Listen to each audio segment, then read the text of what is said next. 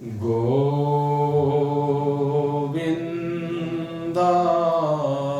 नमो नमः। श्रीकृष्णाय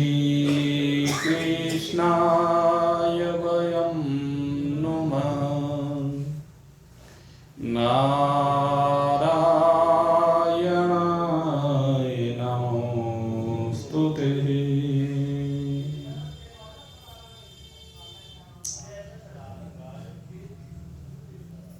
भगवान श्री हरि नारायण के आश्रय में विराजमान होकर महान पुरुषों की कृपा को प्राप्त करके नित्य निरंतर अपने स्वरूप का बोध प्राप्त करने के लिए प्रयासरत जिज्ञासुवृंद, पूर्व के सत्संगों में आपके सामने जो चर्चा की गई है उसमें ध्यान योग के माध्यम से अपने स्वरूप में विराजमानता की चर्चा की गई है और इसी चर्चा को करते हुए कल बड़ा ही विशद विषय आपके सन्मुख रखा गया था और उस विषय के ऊपर चर्चा करते हुए बताया गया था कि सर्वभूतस्थम आत्मानं सर्वभूतानि च आत्मनि। कहते जो सब भूत प्राणियों में आत्मा या परमात्मा को देखता है और परमात्मा में सर्वभूतों को देखता है, वही समदर्शी है। यहां पर दोनों भाव, ये जो दोनों भाव हैं, इनमें पहला भाव यह है कि जो अपने आप में परमात्मा को अनुभूत कर लेता है, जो ध्यान योगी होता है वह पहले शरीर भाव से संयुक्त होने के कारण पहले शरीर का बाध्य करता है और शरीर का बाध्य करके अपने आप को शरीर से विलग आत्म रूप से अनुभूत करता है। मैं शरीर नहीं हूं, ये शरीर पंचभूतात्मक है, ये शरीर त्रिगुणात्मक प्रकृति के द्वारा निर्मित होता हुआ प्रतीत होता है, लेकिन ये सब कुछ स्वप्नवत है। इस शरीर में एक परमात्मा ही है जो इन सबको सत्ता दे रहा है। एक परमात्मा ही इस शरीर का आधार अधिष्ठान है। परमात्मा से विलग और कोई वास्तविकता इस शरीर की नहीं है। इस प्रकार से जब ये इस शरीर में अपने आप को आत्म रूप से या परमात्मा रूप से देखने लगता है, अपनी आत्मा को देखने लगता है, तो इस बात को लेकर के कहा कि सर्वभूतस्थम आत्मनम, कि सब भूत प्राणियों में एक ही परमात्मा विराजमान है। तो पहले अपने शरीर में ये आत्म तत्व को देखता है, तदुपरांत जितने भी भूत प्राणी हैं इसी प्रकार से जैसे अपने में देखता है उसी प्रकार से अन्य में देखता है कि इनके अंदर भी जो परमात्मा मेरे अंदर बैठा हुआ मुझे सत्ता दे रहा है, जिस परमात्मा की वजह से इस शरीर की सत्ता है, उसी परमात्मा की वजह से इन सब प्राणियों की सत्ता, और वो उनमें भेद दृष्टि नहीं रखता। वह भेद दृष्टि उसकी समाप्त हो जाती है, क्योंकि जब सब में एक परमात्मा को अवलोकन करता है तो भेद दृष्टि तभी तो समाप्त होगी। जब तक वो एक परमात्मा को नहीं देख करके भिन्न दृष्टि वाला होकर के, विषम दृष्टि वाला होकर के सब में अलग अलग भाव रखता है। ये फलाना है, ये फलाना है, ये फलाना है, ये फलाना मेरा परिजन है, ये फलाना मेरा स्वजन है, ये फलाना रिश्तेदार है, ये फलाना मेरा मित्र है, ये फलाना मेरा शत्रु है, ये क्षत्रिय है, ये वैश्य है, ये शूद्र है, ये ब्राह्मण है, ये ब्रह्मचारी है, वानप्रस्थी है, गृहस्थी है, सन्यासी है। ये क्या, ये विषम दृष्टियां। और पहले मनुष्यों में भिन्नता को देखना, फिर मनुष्यों के बाद जो अन्य चराचर जगत में जीव हैं वहां पर भिन्नता को देखना। ये कुकर है, ये सूकर है, ये मछली है, ये मच्छर है, कीट पतंग है, ये सर्प है, इत्यादि इत्यादि।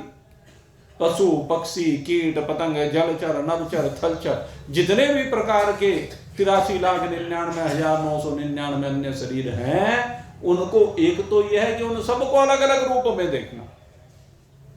और फिर दूसरी बात क्या है, कहते हैं उन सब में से ये बुद्धि हटा देना, विषम बुद्धि हटा देना, और विषम बुद्धि हटा करके उनकी एक वास्तविकता को देखना कि जिस प्रकार से ये शरीर मेरे वाला बना हुआ है, इसी प्रकार से अन्य शरीर भी बने हुए हैं।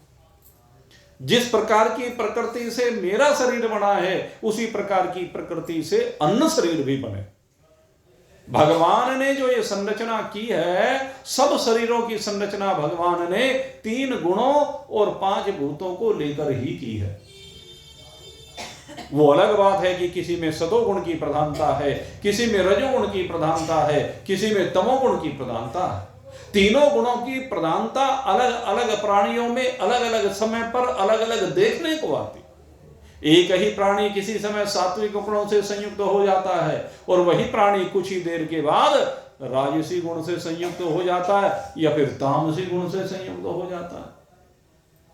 वैसे मूलतः प्रकृति साधारणतः एक ही होती है, लेकिन चूंकि दूसरी भी मिली रहती है थोड़ी थोड़ी। अधिक समय तो जो मूलतः प्रकृति उसकी होती है वो उसमें रहता है, लेकिन अन्य देश काल परिस्थितियों के परिवर्तन के साथ उसके वो गुणात्मक प्रवृत्ति में थोड़ा सा परिवर्तन कभी कभी दिखाई देता है। कभी कभी रजोगुण अपना प्रभाव दिखाता है, कभी सतोगुण अपना प्रभाव दिखाता है और कभी तमोगुण अपना प्रभाव दिखाता है। अन्यथा तो जैसे एक भक्त की प्रकृति है, उसकी प्रकृति सात्विक ही होती है। जितने भी भक्त होते हैं उनकी प्रकृति सात्विक होती है, उनके अंदर दया का स्वाभाविक भाव होता है, उनके अंदर परमात्मा की कृपा ही सर्वत्र दिखाई देती है, इसलिए उनका सतोगुणी भाव अधिकांश समय रहता है। लेकिन कभी कभी देश काल परिस्थिति ऐसी बनती है जिसके कारण से उनमें भी कभी कभी भोग का भाव देखा जाता है, यानी रजोगुण प्रभावी दिखाई देता है। और कभी कभी उनमें भी क्रोध का भाव भी उदय हो जाता है, कभी कभी उनकी प्रकृति भी विध्वंसक हो जाती है, तो तमोगुण का प्रभाव भी कभी कभी देखने में आता है। जिस प्रकार से भगवान भी जब अवतरित होते हैं तो भगवान के अवतरण होने के बाद भगवान में सदा ही सतोगुण की प्रमुखता होने के कारण से सतोगुणी भाव देखा जाता है। लेकिन लौकिक लीलाओं को करते हुए जब आसुरी प्रकृति के जीवों को सामने देखते हैं, उनके उत्पीड़न को सामने देखते हैं कि वो किस प्रकार से सबको परेशान कर रहे हैं, किस प्रकार से उन्होंने मनुष्यों का जीना भारी कर दिया, कैसे राक्षसी आसुरी प्रवृत्ति के लोग रावण, कुंभकर्ण आदि, हिरण्याक्ष, हिरण्यकशिपु आदि, शिशुपाल, दंतवक्र आदि जो राक्षस हैं, उनके कारण से अन्य प्राणियों का रहना दुर्भर हो गया है। तो भगवान कभी कभी वहां पर तमोगुण का सहारा लेकर के उनका विनाश भी करते हैं, उनके ऊपर क्रोध भी करते हैं और महान पुरुषों को उनकी दुष्टता से, उनके उत्पीड़न से मुक्त कराते हैं। ये भगवान की विशेषता। तो कभी कभी भगवान में भी तमोगुण दिखाई दे जाता, इसीलिए शंकर भगवान को हम तमोगुणी देवता भी कह देते हैं कभी कभी। यद्यपि भगवान तमोगुणी नहीं है, लेकिन जब विध्वंस करना होता है किसका, पापियों का, तो उस समय उनमें भी तमोगुण का प्रादुर्भाव देखा जाता है। अन्यथा शंकर भगवान तो कर्पूर गौरम करुणावतारम, क्या है, करुणावतार हैं भगवान। सदाशिव करुणा के अवतार। और करुणा कौन सा गुण है, करुणा सात्विक गुण है। तो भगवान है तो सात्विक ही, लेकिन यदा कदा देखने में आता है। इसी प्रकार से अन्य प्राणियों की बात की जा रही है कि जैसे ये भगवान के अंदर दिखाया, इसी प्रकार से अन्य प्राणियों में भी ऐसा ही देखने में आता है। जैसे एक सामान्यतः आप किसी व्यापारी को देखें, जो साधारण एक व्यापारी होता है वो अधिकांशतः रजोगुण के प्रभाव में रहता है। आप व्यापारियों के यहाँ जब भी जाएं, बातचीत करें, उनका ध्यान हर समय पैसे में रहता है। हर समय कहने लगे मैंने इतना कमा लिया, मुझे अभी इतना और कमाना है, मैंने ये अर्जित कर लिया, मैंने मकान बना लिया, मैंने फैक्ट्री बना ली, इस बच्चे की ये सेटिंग कर दी, उस बच्चे की ये सेटिंग कर दी, फलाने की यहाँ सेटिंग, फलाने की वहां से, सारी जिंदगी उसी सेटिंग में घुसा रहता है, बस पैसे के लेन देन में फंसा रहता है। तो ये रजोगुण का प्रभाव है। रजोगुणी व्यक्ति सारी जिंदगी ऐसे ही करता है। और अगर यदि आप किसी कसाई के यहाँ जाए, हर समय मारने काटने की बात, हर समय गाली गलौज, आप चिंतन करके देखिए, उन कसाईयों का स्वभाव बन जाता है कि बिना गाली के तो अपनी मां के साथ भी बात नहीं करते। ये कहावत है, ये एक कहावत है कि कसाई जो होते हैं ना, वो जब अपने बाप से बात करें, अपनी मां से बात करें, अपनी बेटी से बात करें, अपनी बहन से बात करें, अपनी पत्नी की तो बात ही अलग है, खैर वो जिससे भी बात करें बगैर गाली के बोलते नहीं है। जैसे कह देते हैं पुलिस वाले, हाँ, पुलिस वाले जब बात करते हैं किसी से तो उनकी भाषा ऐसी होती है कि बगैर गाली के बात ही नहीं करते हैं। और अगर यदि उनसे कोई पूछे तो गाली देता है, किसने कहा गाली दी, कौन कहता है? तो वो ये उनकी स्वाभाविक प्रवृत्ति है। तो कसाईयों की जो प्रकृति होती है स्वाभाविक तामसी प्रकृति होती है, क्योंकि हर समय छुरा लेकर के काटने पीटने मारने की बात करते हैं। वो क्या देखते हैं? चाम देखते हैं। वो क्या देखते हैं? मांस देखते हैं, वो रक्त देखते हैं। प्राणियों में उन्हें और कुछ दिखाई देता नहीं है। अगर यदि वो एक पशु को देखेंगे तो उसके अंदर यही देखेंगे। तो विशेष रूप से उनके अंदर तामसी प्रकृति होती है। लेकिन कभी कभी जब अपने बच्चे को गोद में लेते हैं, गोद में लेकर के उसे प्रेम करते हैं, तो उस समय उनके अंदर की सात्विकता भी जागृत तो हो जाती है। उनकी प्रकृति में भी कहीं कहीं सात्विक अंश निकल आता है। तो इसी प्रकार से ये गुणों का खेल है। गुणों में विषमता होती है, गुणों की विषमता से ही इस संसार का चक्र चलता है। गुणों की अगर विषमता नहीं होगी तो संसार का चक्र चलेगा नहीं।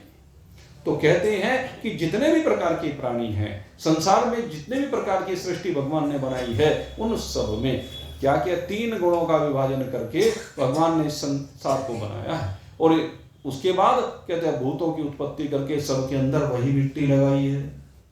बस मिट्टी में भी किसी के अंदर काली मिट्टी ज्यादा लगा दी, किसी के अंदर पीली मिट्टी लगा दी, किसी में लाल मिट्टी लगा दी। यही तो मिट्टियों की भिन्नता है, अन्यथा सब में लगा रखी मिट्टी ही है और सारी मिट्टियों की आवश्यकता है। अगर यदि आप सोच के देखो, अगर यदि आप पूरब की तरफ जाएं, बिहार, बंगाल, उड़ीसा, इस तरफ जाएं तो इधर की मिट्टी आपको काली ज्यादा नजर आएगी।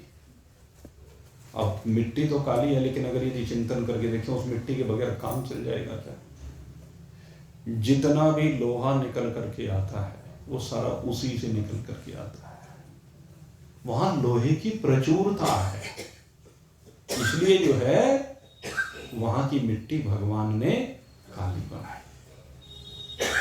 यहाँ की मिट्टी, हमारे यहाँ की अगर यदि आप देखें तो पीलापन लिए हुए है। इसमें क्या है? क्योंकि यहाँ की मिट्टी में मिठास है। यहाँ की मिट्टी, ये भूमि देव भूमि कही जाती है। गंगा और यमुना के बीच का जो क्षेत्र है वो देव भूमि है। तो यहाँ सात्विकता की प्रधानता होती है। ये अलग बात है कि यहाँ पर कुछ दुष्ट लोग आ गए, इधर उधर से दुष्ट लोग आए और उन्होंने यहाँ के सात्विक लोगों को भी राजसी और तामसी अपना गुण प्रदान कर दिया, क्योंकि जैसा करे संग वैसा चढ़े रंग। अन्यथा ये तो देवभूमि है। इस देवभूमि पर कभी कोई मांसाहारी नहीं हुआ करता था। ये देवभूमि सत्य से संयुक्त हुआ करती थी, अहिंसक भूमि है। यहां पर भगवान माखन और मिश्री खाने के लिए आते हैं और खिलाने के लिए आते हैं। ये प्रेम की भूमि है। ये मधुरता की भूमि है, ये ऐसी दिव्य भूमि है। तो इसी प्रकार से सब प्रकार की भूमियों की आवश्यकता है। अगर आप देखिए, समुंदर तो इधर भी है, इधर भी है, इधर भी है, लेकिन नमक कहाँ पैदा होता है? समुंदर सब जगह खारा है, लेकिन नमक बनता इसी इलाके में है। भगवान ने उधर की मिट्टी में विशेषता बनाई है। वो जो गुजरात आदि की मिट्टी है उधर इस तरफ की, तो उस मिट्टी की ही प्रधानता है। समुंदर तो उधर भी है, इधर भी है, लेकिन इधर नमक नहीं बनता, नमक इधर ही बनता मुख्य रूप से। क्यों? क्योंकि वहां उस मिट्टी की जो विशेषता है, ये उस मिट्टी के अंदर गुण है। तो सब प्रकार की मिट्टी की आवश्यकता है, इसलिए भगवान ने सब प्रकार की मिट्टी बनाई। और सब प्रकार के प्राणियों की आवश्यकता है, इसलिए भगवान ने सब प्रकार के प्राणी बनाए। भगवान ने देवता भी बनाए और असुर भी बनाए, दोनों की आवश्यकता है। दोनों से ही मिलकर के जीवन चलता है, इसीलिए दोनों ने मिलकर के मंथन किया है। और मेरे मित्रों, जब भी आपको अपने जीवन का मंथन करना होगा तो दोनों प्रकृतियों को मिलाकर ही मंथन करना पड़ेगा। और दोनों प्रकृतियों को मिलाकर के फिर दोनों प्रकृतियों को हटाएंगे जब, तब जाकर के अमृतत्व की प्राप्ति होगी। आपको देवत्व को भी हटाना पड़ेगा और असुरत्व को भी हटाना पड़ेगा। संघर्ष जो होगा वो कहां होता है? आप चिंतन करके देखिए, संघर्ष विपरीत प्रकृति में होता है। तो विपरीत प्रकृतियों का संघर्ष करते करते एक दिन ऐसा आता है कि वे दोनों प्रकृतियां मंथन करते करते लय हो जाती हैं। और जब वे लय हो जाती हैं तो तब वास्तव में अमृत निकल करके आता है। और जब तक उनके बीच का संघर्ष तीव्र गति से चलता रहता है तो कभी वो हावी हो जाता है और कभी वो हावी हो जाता है। जब जोन सा हावी होता है उसी से संबंधित क्या निकलता है? विष निकलता है, रत्न निकलते हैं। विष निकल गया ना, पहले तो सबसे पहले विष को ही निकालना जरूरी है। उसके बाद कहते हैं कभी दैत्यों को खुश करने के लिए कोई रत्न निकल आया। ये जो रत्न निकले ना, जो दैत्यों ने ली, इसका भाव क्या है कि उस समय दैविक ये आसुरी प्रकृति हावी थी, इसलिए उनसे संबंधित वस्तु निकल आई। जब दैविक प्रकृति हावी हुई तो दैविक वस्तुएं निकल आई। आप देखें, अमृत से पहले मदिरा भी निकली, क्योंकि असुरों को मदिरा प्रिय है, इसीलिए मदिरा भी निकल आई। और देवताओं को अमृत प्रिय है तो अमृत भी निकल आया। तो सब कुछ निकलता है। लेकिन जब अमृत निकल जाता है, हम अमृत का पान कर लेते हैं, तो सारी प्रकृतियां लय को प्राप्त हो जाती। अमृत अंतिम क्या है? रत्न। अमृत अगर यदि निकल जाए तो अमृत के बाद फिर कुछ किसी और वस्तु की आवश्यकता नहीं रह जाती है। आप एक बात देखें, जितने भी रत्न निकले, मदिरा को भी वहां पर रत्न कह करके संबोधित किया, यद्यपि मुझे नहीं पता क्यों कहा, लेकिन कहा तो उसे भी रत्न है, और विष को भी रत्न कहा। सबसे पहला रत्न विष ही माना गया। जब समुद्र का मंथन होता है, और समुद्र का मंथन होने पर सबसे पहले हलाहल विष निकलता है। ये हलाल विष रत्न कैसे है, ये बात जरूर मेरी समझ में आई है। विष भी रत्न है, और मैं कहता हूं सबसे श्रेष्ठ रत्न है। जिस समय आप साधना करते हैं, चिंतन करना मेरे मित्रों, आप जब साधना के पथ पर आगे बढ़ते हैं, जैसे जैसे साधना करते हैं, कहां से निकलता है ये विष? कहां से निकला? कहते हैं समुद्र से निकला। हमारा जीवन व्यथा समुद्र के समान है। और जब हम समुद्र का मंथन करना चाहते हैं, अपने जीवन का मंथन करना चाहते हैं, अपने जीवन को श्रेष्ठता की ओर ले जाना चाहते हैं, अपने जीवन को परमात्मा की ओर ले जाना चाहते हैं, तो इस मंथन के द्वारा हमारे इस भव सागर से, इस संसार सागर से विष का निकलना नितांत आवश्यक है। क्योंकि हमारे जीवन में जो जहर घुसा हुआ है, जो बार बार हमें मार रहा है, बार बार हमें मृत्यु की ओर लेकर के जाता है, बार बार जन्म और मृत्यु का सामना हमें करना पड़ता है, वो इस विष का कारण है। तो इस विष को तो जीवन से निकालना ही पड़ेगा। जब विष जीवन से निकल जाएगा ना, तो मेरे मित्रों जीवन जीने का आनंद आ जाएगा। और जितनी भी साधनाएं हैं वो जीवन को आनंदित करने के लिए है। हमारा जीवन किस प्रकार से सुखमय हो, हमारे जीवन में किस प्रकार से प्रीति बढ़े, प्रेम बढ़े, आनंद बढ़े, यही तो जीवन का उद्देश्य है। और ये कब प्रीति, सुख, समृद्धि, आनंद ये कब प्राप्त होगा? कहते हैं जब जीवन में से विष निकल, जीवन का जितना भी घुला हुआ विष है वो सब बाहर निकल जाए। आयुर्वेद का सिद्धांत है कि जितना शरीर के अंदर विष घुसा हुआ है, वो जब दवाइयां देते हैं, विष क्या है? बीमारी है, तो उस बीमारी को निकालने के लिए औषधि देते हैं। विष को निकालने के लिए औषधि देते हैं, हमें भी औषधि देनी है। इस विष को अगर जीवन से बाहर निकालना है तो औषधि डालनी होगी शरीर के अंदर। और ये औषधि क्या है? राम नाम की औषधि है। हा? ये राम नाम की औषधि तो है, जो भगवान शंकर का दृष्टांत आपको अनेक बार बताया है। भगवान ने विष का पान किया, लेकिन विष को अमृत बना दिया भगवान ने। कैसे बना दिया? कहते राम के नाम के सहारे बना दिया। क्योंकि ये राम नाम है ही ऐसा। ये राम नाम बड़ा प्रिय है, ये राम नाम आनंद देने वाला है। जो भी राम का नाम ले लेता है, जो राम नाम के लेने का अभ्यास बना लेता है, जिसके जीवन में राम आ जाते हैं, उसी को आराम मिलता है, उसी को शांति मिलती है, उसी को चैन मिलता है, उसी को आनंद मिलता है। नहीं तो सारी जिंदगी व्यक्ति धक्के खाता रहता है। इस संसार में सारी जिंदगी धक्के खाने के अलावा और कुछ नहीं करता है। लेकिन जिसके जीवन में राम आ जाता है उसे आराम मिल जाता है, शांति मिल जाती है। और यही साधक चाहता है और यही साधक करता है। वो राम के नाम के महत्व को समझ करके राम में डूबता चला जाता है, अन्यथा विषयों में पूंजी लुटती चली जाती है। उस पूंजी को अगर बचाना है, ये जो आपको मनुष्य शरीर रूपी पूंजी मिली है, इसको बचाना है तो राम को जीवन में समाहित करना पड़ेगा। राम नाम सुखदाई भजन करो भाई, ये जीवन 2 दिन का। ये जीवन 2 दिन का ही तो है, 2 दिन की चांदनी फिर अंधेरी रात। कुछ पता चलता है क्या? कब ये जीवन निवृत्त हो जाता है कुछ पता नहीं चलता। क्षण मात्र में शरीर से प्राण निकल जाते हैं। और जब प्राण निकलते हैं, जब यमदूत सामने आते हैं, जब वो हिसाब मांगते हैं, तो फिर हमारे पास हिसाब देने के लिए होना चाहिए कि हमने इस जीवन में जो उद्देश्य लेकर के आए थे, भगवान ने जिस उद्देश्य के लिए हमें भेजा था, क्या हमने उस उद्देश्य को प्राप्त किया? क्यों? क्या हमने व्यर्थ में अपना जीवन तो यूं ही नहीं गंवा दिया? मेरे मित्रों, इस जीवन का उद्देश्य यही है। आज मैं एक संत की बात सुन रहा था, बहुत अच्छी बात मेरे को सुनने को मिली, बहुत अच्छा लगा। कहने लगे भाई, लोग आते हैं हमारे पास, बहुत से लोगों की सबकी अपनी अपनी भावना होती है, लेकिन मैं किसी को अपना शिष्य नहीं बनाता हूं। कहते मैं किसी को गुरु भी नहीं बनाता। कहते ना मैं खुद गुरु बनता हूं, न बनना चाहता हूं। कहते न शिष्य बनाता हूं, न गुरु बनाता हूं।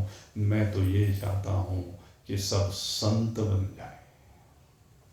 कि न कल्याण अगर हो सकता है, न गुरु बनने से कल्याण होगा, न शिष्य बनने से कल्याण होगा।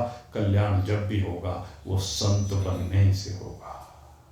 अगर यदि आप सत्संग कर रहे हैं, आप महान पुरुषों के पास जा रहे हैं, तो महान पुरुषों के जीवन का एक ही उद्देश्य है कि जो उनके संपर्क में आता है वो संत बन जाए, उसके अंदर संतत्व के गुण आ जाए। क्योंकि मोद मंगलमय संत समाज, जो जग जंगम तीर्थ राजू। कहते अहंकार हो सकता है गुरु के अंदर, शिष्य के अंदर, लेकिन संत के अंदर कभी अहंकार नहीं हो सकता। संत तो कहते सबको आनंद प्रदान करने के लिए अपने जीवन को लगा देता है। संत के जीवन का उद्देश्य केवल और केवल सबको सुख देना है, सबको आनंद देना है, सबका भला करना है। सर्वे भवन्तु सुखिनः, सर्वे सन्तु निरामयः, सर्वे भद्राणि पश्यन्तु मा कश्चित् दुःखभाग् भवेत्। उसके जीवन का एक ही प्रयास होता है कि किस प्रकार से दूसरे के जीवन का दुख दूर हो। मेरे जीवन का दुख चाहे दूर हो या ना हो, लेकिन दूसरे के जीवन का दुख जरूर दूर होना चाहिए। ये संतों का स्वभाव हुआ करता है। तो संत बनना चाहिए, और संत बनने के लिए अपने जीवन में सुधार करना बहुत जरूरी है। और जीवन में सुधार कैसे हो? कहते सत्संग के द्वारा। बड़ भाग पावहि सत्संग। ये सत्संग बड़े भाग्य से मिलता है। हर एक को सत्संग नहीं मिलता है। गंगा जी बह रही होती है, लेकिन गंगा के किनारे रहने वाला गंगा जी में स्नान नहीं करता, उसे उसमें गंदगी दिखाई देती है, इसलिए वो कभी भी पावन नहीं हो पाता। उसके विचार दूषित बने रहते हैं। और जो बाहर से आकर के गंगा के किनारे आकर रहता है वो पवित्र हो जाता है, क्योंकि उसकी भावना गंगा जी के प्रति शुद्ध रहती है। गंगा जी निर्मल है, गंगा जी पावन है, गंगा जी सबको पवित्र कर देती है, गंगा जी सबके पाप धो देती है। उसका भाव ये है, प्रधानता भावों की है। तो मेरे मित्रों, ये भाव का ही खेल है। कल जो आपके सामने चर्चा चल रही थी ना, इस चर्चा को समझने की आवश्यकता है। सर्वभूतस्थम आत्मनम सर्वभूतानि च आत्मनि। सबसे पहले क्या है? सब भूत प्राणियों में एक परमात्मा को देखना, एक आत्मा को देखना। पहले अपने में देखना, फिर सब में देखना। और कैसे देखें? 3 गुणों को हटाकर देखें, पंचभूतों को हटा करके देखें। जब 3 गुण और 5 भूत को हटा करके हम देखेंगे तो सब में एक आत्मा नजर आएगा। तो पहली दृष्टि तो ये होती है कि सब में परमात्मा बैठा हुआ, जिसके अंदर भी देखें, कुकर में, शुकर में, पशु में, पक्षी में, कीट में, पतंग में, मक्खी में, मच्छर में, देवता में, मनुष्य में, ब्रह्मा में, प्रजापति में, देवताओं में, दैत्यों में, सबके अंदर एक ही परमात्मा विराजमान है। एक ही परमात्मा की सत्ता है, एक ही परमात्मा सबका आधार अधिष्ठान है। ये क्या है? ये सब में परमात्ममयी दृष्टि है। और दूसरी बात क्या है? सर्वभूतानि च आत्मनि। और दूसरी दृष्टि क्या है? कहते हैं सब भूतों को कैसे देखे? कहते आत्मा में है। पहले भूतों में आत्मा को देखा, अब आत्मा में सर्वभूतों को देखना। और ये दृष्टि सबसे मुख्य दृष्टि है साधक की। जिस समय चराचर जगत में वो परमात्मा को अवलोकन करे और उस परमात्मा में ही इन सबको अवलोकित करे, अर्थात परमात्मा में ही इन सबको देखे कि अनंत कोटि ब्रह्मांड परमात्मा में ही विराजमान है, ये अनंत कोटि जीव परमात्मा में ही विराजमान है। और ये सब, अब मैं अंतिम बात आपको बता रहा हूं, इसलिए ये जो भी कुछ है ये सब परमात्मा ही इन रूपों में विराजमान है। परमात्मा से विलग और कुछ भी नहीं है। जैसे स्वप्न में सारे पात्र जो भी हैं वो आप ही हैं, इसी तरह संसार में जो भी कुछ है वो परमात्मा ही है। स्वप्न में माँ भी आप ही हो, बाप भी आप ही हो, बेटा भी आप ही हो, पति भी आप ही हो, पत्नी भी आप ही हो, रिश्तेदार भी आप ही हो, मित्र भी आप ही हो, शत्रु भी आप ही हो, पेड़ पौधे, नदी नाले, सूरज चांद सितारे, देवता भगवान तक, आपका मकान, आपके मकान का सामान, जो भी कुछ आप देखते हैं वो सब आप से भिन्न और कुछ भी नहीं है। क्या वहां पे आपसे भिन्न कुछ? वो सबका सब आप ही हैं। आप ही इन सब रूपों में परिवर्तित हो गए। तो इसी प्रकार से ये चराचर जगत में जो भी कुछ आपको दृष्टिगोचर हो रहा है वो परमात्मा ही उन सब रूपों में परिवर्तित होता हुआ दिखाई देता है। एक ही खांड अनेक खिलौने के रूप में दिखाई देती है, एक ही सोना अनेक आभूषणों के रूप में दिखाई देता है। सोने में ही सारे आभूषण हैं, खांड में ही सारे खिलौने हैं, मिट्टी में ही सारे बर्तन हैं, लोहे में ही सारे अस्त्र शस्त्र हैं, सूत में ही सारे वस्त्र हैं, इससे अलग कुछ है नहीं। तो जो इस बात को देख लेता है कि ये सब का सब जो भी कुछ दिख रहा है ये परमात्मा में ही दिख रहा है, परमात्मा में ही ये आभासित है, परमात्मा में ही इसकी कल्पना है, परमात्मा से विलग इसका कोई अस्तित्व है नहीं। सर्वभूतानि च आत्मनि, तो कहते हैं उसी की दृष्टि दिव्या होती है, वही वास्तव में सही दृष्टा होता है, वही देखने वाला सही है, जिसको सर्वत्र एक परमात्मा के अतिरिक्त, सब में एक परमात्मा के अतिरिक्त और कुछ भी दिखाई ना दे। और आप ही अब एक बात भगवान और कह रहे हैं, आत्म उपमयेन सर्वत्र समं पश्यति योऽर्जुन, सुखं वा यदि वा दुःखं स योगी परमो मतः। कहते हैं जैसे अपने शरीर में सब जगह पर अपने आप को देखता है, कल भी इस बात को बताया था, अपने शरीर के सब अंगों में एक समान रूप से मुझे देखता है, सब अंगों में एक जैसी सत्ता देखता है। ये तो ठीक है कि सब अंगों में एक जैसी सत्ता है, और किसी भी अंग में अगर यदि शरीर में पीड़ा हो जाए तो वो चाहता है वो पीड़ा दूर होनी चाहिए, वो हर अंग की पीड़ा को दूर करना चाहता है। ये तो नहीं कि आंख में पीड़ा होगी भी आंख सबसे महत्वपूर्ण है, पैर में पीड़ा होगी चलो भाई काम चल जाएगा, क्या वो पैर की पीड़ा को दूर नहीं करना चाहेगा? आंख की पीड़ा और पैर की पीड़ा में वो कंपेयर नहीं करता है, दोनों में तुलना नहीं करता है। वो अगर पैर में कांटा चुभा है तो उसको भी निकालना चाहेगा, आंख में कुछ गिरा है तो उसको भी निकालना चाहेगा, वो दोनों जगह की पीड़ा को दूर करना चाहेगा। ये ठीक है कि हृदय की बीमारी जानलेवा होती है, लेकिन इसका मतलब ये नहीं कि कोई छोटी बीमारी हो गई तो उसको दूर करने का प्रयास नहीं करता है। कहते हैं वो समान रूप से सभी बीमारियों को दूर करने का प्रयास करता है, जिसके प्रारब्ध में जैसी बीमारी आ जाए, क्योंकि बीमारी तो सबके शरीर में आई हुई है। भले ही हमें दूर से कुछ भी दिखाई देता हो, लेकिन ऐसा कोई व्यक्ति हमें दिखाई नहीं देता है इस संसार में जिसके शरीर में बीमारी ना हो, विपरीतता ना हो, किसी के किसी अंग में कमी ना हो, सारे अंग से बिल्कुल हष्ट पुष्ट हो, जो ऐसा लगता है क्या नहीं? बस ये है किसी की कोई बीमारी विशेष रूप से दिखाई देती है, किसी की कोई बीमारी विशेष रूप से दिखाई देती है, और जो भी दिखे वो उसी को लेकर परेशान है, उसी को लेकर के सारी जिंदगी ढोता रहता है, उसी को लेकर के सारी जिंदगी रोता रहता है और प्रयास करता रहता है किसी तरह से बीमारी दूर हो जाए, आराम मिल जाए। तो कहते हैं जैसे आप अपनी बीमारी को, अपने शरीर की बीमारी को दूर करना चाहते हैं, तो यहाँ पर कहते हैं समम पश्यति यो अर्जुन है। कहते हैं इसी प्रकार से सब जो भी संपर्क में आते हैं, कहते हैं जो उनके अंदर की बीमारी को भी दूर करना चाहता है, उनके लिए भी शुभ भावना चाहता है।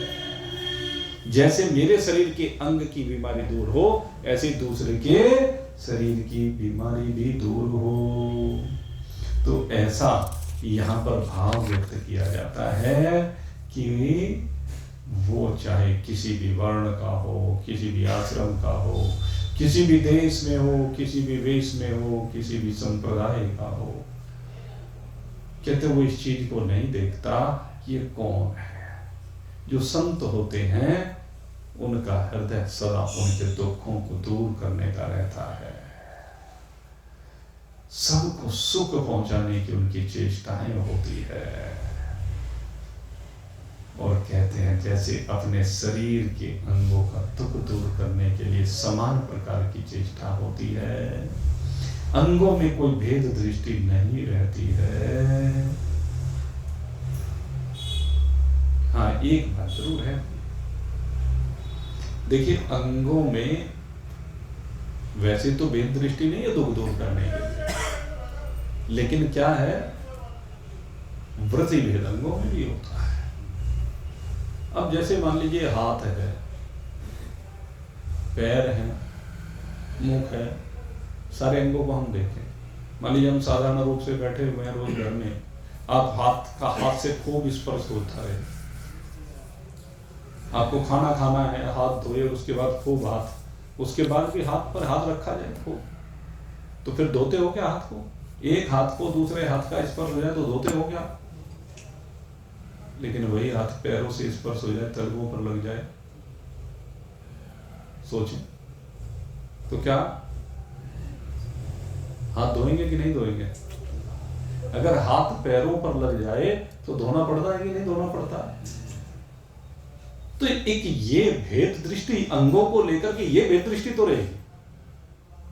ऐसे ही कहते हैं कि संसार में भेद दृष्टि तो रहेगी, आप सबका स्पर्श नहीं कर सकते, सबके दुख को दूर करने का प्रयास तो कर सकते हैं, लेकिन सबको स्पर्श नहीं किया जाता है।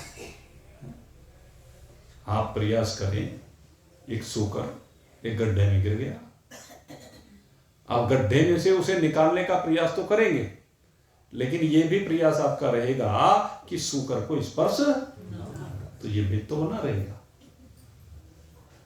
ये भेद सदा आपके अंदर बना रहेगा। भावना ये है कि इसका दुख दूर करना है, ये बात अपनी जगह ठीक है। तो कहते हैं कि दृष्टि की समता और वृत्ति की विषमता, दृष्टि और वृत्ति ये दो चीजें हैं।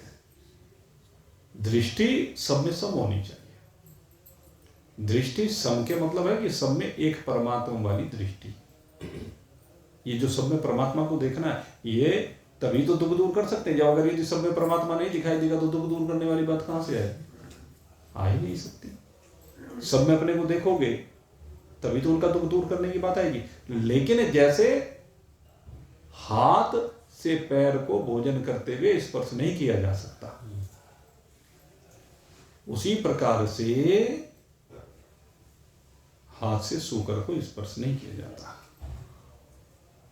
या अन्य जीवों को, उनको स्पर्श करने का विधान नहीं है। हाथ से सर्प को स्पर्श करने का विधान है क्या? लेकिन सर्प भी अगर यदि कहीं फंस गया, हमारे यहाँ तो भावना ये है कि अगर कहीं सर्प घर में भी निकल गया तो उसे मारने का विधान हमारे यहाँ नहीं किया गया है। प्रयास क्या रहता है कि किसी तरह इसे बाहर का रास्ता दिखा दिया जाए, इसे यहाँ से उठा करके कहीं बाहर दूर भेज दिया जाए, यही तो प्रयास रहता है, उसको मारने का विधान नहीं।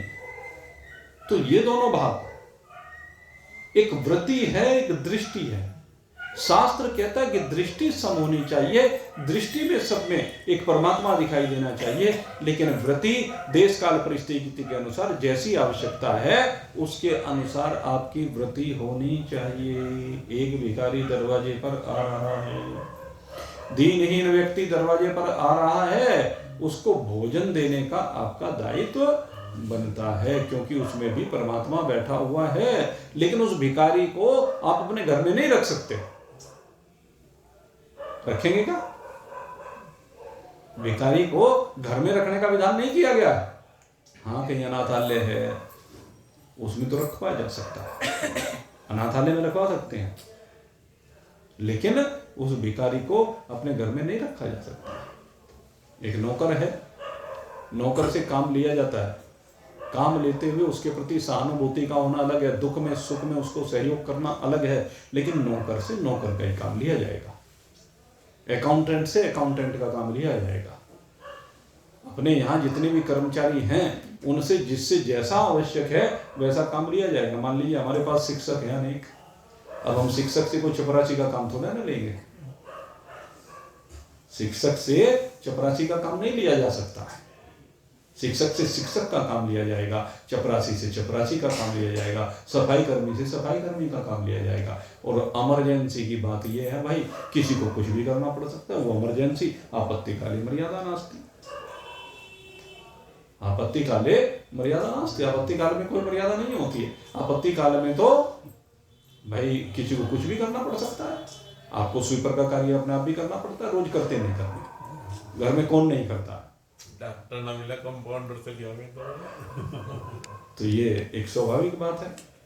हमने तो भाई एक बार ऐसा हुआ, फिर वही बात आती है कि अपनी घटना बताई जाती है। एक बार क्या हुआ कि जब हम स्कूल शुरू में स्कूल का वो बिल्डिंग बन रही थी, तो वो पीछे की जब बिल्डिंग बनी तो उसमें बीच में रास्ता था। वो रास्ता बनना था, रास्ता फड़वा करके दोबारा बनवाया। अब वो हुआ क्या, संयोग की बात, जो रास्ता लगना था उस दिन आ गई बारिश। अब जब बारिश आ गई और तगड़ी बारिश आ गई, अब बच्चे जो है अब वो पीछे जाएं कैसे, अब वो रास्ते से होके जाएंगे, अब बीच में पानी भर गया फील्ड में। अब क्या करें, तो सुबह जो टीचर्स आए इकट्ठे हो गए, हम हो गए, जो भी थे सब, भाई अब ये बच्चे आए हुए क्या करें, तो सारे लग गए। और सारों ने लग करके क्या काम किया, कहने लगे भाई ये ईंटें रखी हुई हैं, रास्ते पे सारे मिलके एक साथ मिलके बिछाना शुरू कर दो। और सारा का सारा रास्ता आधा घंटे में बच्चे भी लग गए, टीचर भी लग गए, हम भी लग गए। हाँ? लेकिन सबसे पहले हम लगे तो सारे अपने आप लगना शुरू हो गए। तो ये भी काम कभी कभी आपत्ति काल में करना पड़ जाता है और करना चाहिए। लेकिन जो साधारणतः सामान्य जीवन की बात है, रोजमर्रा के जीवन की बात है, तो उसमें दृष्टि और वृत्ति इन दोनों का अंतर बना ही रहेगा और बना रहना चाहिए। अगर नहीं बना रहेगा तो ये संसार का चक्र चल ही नहीं सकता है। लेकिन वृत्ति भेद होते हुए भी ये ध्यान रखें कि इसमें परमात्मा बैठा हुआ है। अगर नौकर से नौकर का काम ले रहे हैं, भाव ये नहीं होना चाहिए कि इसको दुख पहुंचाया जाए, इससे उतना काम लिया जाए जो इसकी सामर्थ्य से अधिक है। उत्पीड़न ना किया जाए, बल्कि उसके अंदर भी परमात्मा को देखते हुए सहानुभूति पूर्वक उसके स्तर का कार्य उससे कराते रहना चाहिए। ये नियम क्यों, कभी दुख है, बीमार हो रहा है, बीमारी में भी वो स्कूल में आ गया है, आपके काम पर आ गया है, तो क्या करें, उससे बस जितना फिर इमरजेंसी का काम है वो ले ले भाई, वो सहानुभूति होनी चाहिए।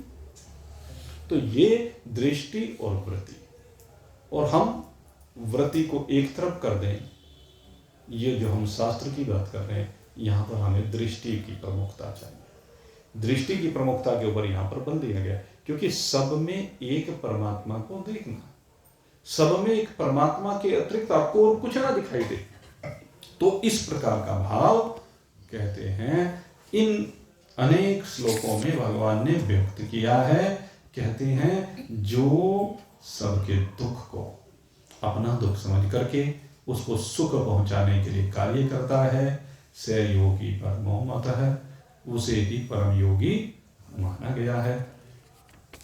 अब जब इस प्रकार से भगवान ने उपदेश दिया, ये उपदेश देने के बाद अब अर्जुन के मन में शंका उत्पन्न होती है, और शंका उत्पन्न होने पर 2 श्लोकों में उसने अपनी शंका को व्यक्त किया है। अर्जुन उवाच योऽयं योगस्त्वया प्रोक्तः साम्येन मधुसूदन एतस्याहं न पश्यामि चञ्चलत्वाति स्थितं स्थिराम्। चंचलम ही मन है कृष्ण परमार्थी बलवदृढ़ं तस्याहं निग्रहं मन्ये वायुरिव सुदुष्करम्। अर्जुन कहता है प्रभु, आपने जिस योग की बात कही, जिस समता की बात कही, जिस स्वरूप स्थिति की बात कही, कहते हैं क्या करूं, ये जो मन है ये बड़ा चंचल है, और जब तक मन की चंचलता है तो योग कैसे संभव है। प्रभु, ये मन तो ऐसा परमथन स्वभाव वाला है, हर समय इसे तो मथने के लिए कुछ चाहिए, हर समय खिचड़ी पकाने के लिए कुछ ना कुछ चाहिए। परमथन स्वभाव वाला, परमार्थी बलवंतरणम, और बहुत बलवान है। हे प्रभु, ये तो बहुत जिद्दी है, मान के नहीं देता। मैं बार बार प्रयास करता हूं, भक्त बार बार प्रयास करते हैं, साधक बहुत प्रयास करते हैं कि किसी तरह से ये मन रुक जाए, बस में आ जाए, लेकिन तस्याहम निग्रह मन्ये, इसका निग्रह, इसको रोकना, तो वायुरीव सुदुष्कर, कहते हैं जैसे कोई हवा को नहीं रोक सकता, हवा का झोंका रोकने की चीज नहीं है, रुकता नहीं है। हे प्रभु, उसी प्रकार से मुझे लगता है कि इस मन को रोकना, मन को मुट्ठी में करना इतना आसान नहीं है। अच्छा, मुट्ठी में कोई वायु को भर सकता है क्या? रोकेगी क्या?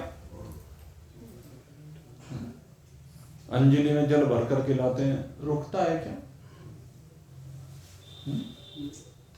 अंजलि के जल सम जीवन तेरा बीते घड़ी घड़ी, घड़ी घड़ी गिनती है तेरे मौसिराने खड़ी खड़ी, नीत समझ ले तू अपने को, कर अनीत का दान, थोड़े दिन में आने वाला मौत का है तूफान। मृत्यु को कोई रोक सकता है क्या? शरीर के बुढ़ापे को कोई रोक सकता है क्या? कितने ही प्रयास कर लो, कितनी ही जान लगा लो कि हम मृत्यु को रोक लें, लेकिन मृत्यु रुकती नहीं है। रोज शरीर घट रहा है, घट रहा है, घट रहा है। इंजेक्शन लगा लगा के सोचते हैं बुढ़ापा ना दिखे। ये जितने फिल्मों के हीरो हीरोइन है, या जिनको, ठीक है वो अपनी जगह वो भी सही है भाई, वो जो रोल करते हैं वो उनके जीवन का एक अंग है। अगर यदि वो जल्दी से बूढ़े दिखने लगे तो उन्हें अपनी फिल्मों में हीरो कौन बनाएगा? अमिताभ बच्चन 80 साल से भी ऊपर का हो गया शायद है, लेकिन अगर यदि वो आज भी जवान की तरह से नहीं दिखेगा तो कौन उससे अपनी फिल्मों में काम कराएगा? तो वो उसके काम की आवश्यकता है। तो बुढ़ापे को दूसरे को ना दिखे, उसको रोकने के लिए इंजेक्शन लगवा लगवा के, कुछ सामान इसमें भरवा भरवा के हम प्रयास करते हैं। तो जिसकी जैसी स्थिति है वो करे, कोई दिक्कत नहीं, लेकिन बुढ़ापा नहीं रुक रहा है। आयु तो रोज जा रही है, मृत्यु रोज निकट आ रही है, आएगी। जब जिसका समय आ जाएगा, जिस दिन खिलौने में चाबी समाप्त हो जाएगी, तो कहते हैं जैसे मृत्यु को रोका नहीं जा सकता, मृत्यु समय पर जरूर आएगी। उसी प्रकार से हे प्रभु, इस मन को रोका मुझे तो बड़ा दुष्कर लगा, लेकिन आपने कहा इसलिए असंभव तो नहीं कहा, असंभव नहीं कहा, दुष्कर कहा, कठिन कहा। तो अब अर्जुन यहाँ पर प्रश्न कर रहा है और अब भगवान बता रहे हैं कि कैसे मन को रोका जा सकता है। तो इस विषय को हम भी आपके सामने रखेंगे, लेकिन अब इस विषय को अब कल से आपको पता है एलन में श्रीमद् भागवत कथा है, 2 बजे से 5 बजे तक प्रतिदिन 7 दिन तक चलेगी, 21 मार्च तक। और फिर 22 मार्च को फिर आपके सम्मुख उपस्थित होंगे भाई। अब की बार कोई छुट्टी नहीं रखेंगे, ठीक है? सीधे 22 तारीख को फिर आपकी सेवा में उपस्थित होंगे। और 22 तारीख को एक जो कल मैंने आपसे कहा था, जो हमारा द्वादशी का भंडारा होता है, वो 21 तारीख को ही होगा। 21 तारीख को, क्योंकि वहाँ पर कथा प्रातःकाल के समय है, वहाँ भी उसके बाद भंडारा होगा, तो थोड़ा सा उस दिन समय थोड़ा सा लेट रखेंगे, क्योंकि वे कुछ लोग वहाँ जो व्यवस्था में जुड़े हुए हैं वो लोग वहाँ भी जाएंगे, तो फिर वहाँ से आकर ही यहाँ के भंडारे की देखेंगे व्यवस्था को। तो इसलिए ये निर्णय लिया है कि 21 तारीख को जो माता अन्नपूर्णा का भंडारा होगा वो 1:30 बजे होगा। और यहाँ सत्संग में तो चूँकि 21 का अवकाश रहेगा, 22 तारीख से सत्संग प्रारंभ होगा, तो यहाँ पर 22 तारीख को हम माता अन्नपूर्णा का प्रसाद लगाएंगे और 23 तारीख को होली का उत्सव मनाएंगे। भजन कर लेना भाई तैयार अपने, जिसको जो बोलना है, ठीक है। होली का उत्सव 23 तारीख को मनाएंगे, लेकिन एक निवेदन है सीमा में, ये ध्यान रखना समय की सीमा का पहले ध्यान करते हुए, क्योंकि कई लोग होते हैं बोलने के लिए, तो फिर समय तो वही सीमित होता है, ठीक है ना। तो इस चीज़ का ध्यान रखेंगे और फिर 2 दिन फिर होली के उसमें विश्राम रखेंगे, वो तो उसी समय बताएंगे जैसा होगा, क्योंकि होली पे तो सब अपना उत्सव मनाएं। और आप सबके लिए पुनः बहुत बहुत शुभकामना करते हैं, यही पर विश्राम दे रहा हूँ। बोलिए सच्चिदानंद भगवान।